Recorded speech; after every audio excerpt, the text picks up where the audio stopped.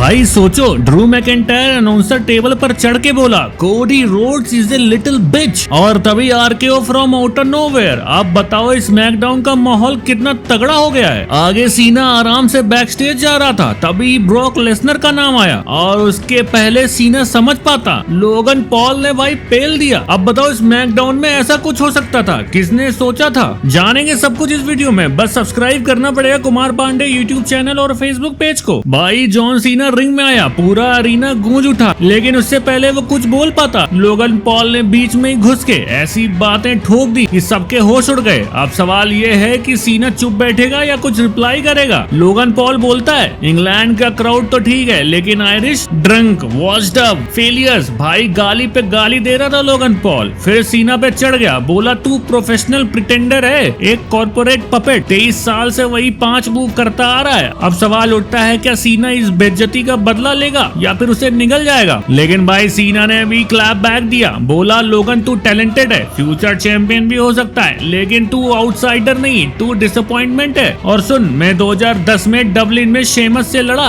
जब कोई कैमरा भी नहीं था और तू उस टाइम वाइन बना रहा था। भाई ये तो सीधा लोगन के दिल पे चोट थी, लेकिन क्या लोगन मान गया? फिर सीना आगे बोलता है फैंस लेजेंडरी मैच देखना चाहते हैं, लोगन तू पैरासाइट है, तू WWE से देता कुछ नहीं, बस लेता रहता है। और धमकी भी ठोक दी, पेरिस में अगर तू सिर्फ यूट्यूबर वाला नाटक करने आया ना तो मैं तेरा एवर लविंग साइट निकाल दूंगा। अब सोचो सीना का ये वार सुन के लोगन आगे क्या करेगा। इधर लोगन भड़क गया, सीना की टोपी गिराई, पोक किया, शोफ किया और फिर घूसा मारने आया। सीना ने सीधा एटीट्यूड एडजस्टमेंट ठोक दी। भाई पूरा अरीना जल उठा, लेकिन असली सवाल अब खड़ा होता है, पेरिस में क्लैश होने वाला है, John Cena versus Logan Paul. लोगन चाहे कितना वायरल हो, लेकिन क्या वो सीना की हसल, रॉयल्टी, रिस्पेक्ट की ताकत को झेल पाएगा, या फिर लोगन पॉल WWE को सच में अपना घर साबित कर देगा और सीना को हराकर सबसे बड़ा अपसेट कर देगा? फिर बारी थी ड्रू मैकिंटायर की। वो आता है और बोलता है कोडी तू बस टाइटल के साथ सो ले, सेल्फीज ले ले, लेकिन असली दिन आएगा जब मुझे फेस करना पड़ेगा। भाई ड्रू ने साफ कहा मैंने कोडी को पिन किया है और अगली बार सीधा चैंपियनशिप ले जाऊंगा। लेकिन असली सवाल ये है क्या सच में कोडी के पास कोई बचाव है? जैसे ही ड्रू फैंस को ललकार रहा था, पीछे से रैंडी ऑर्टन आया और सीधा आरकेओ ठोक दिया, पूरा क्राउड फट गया।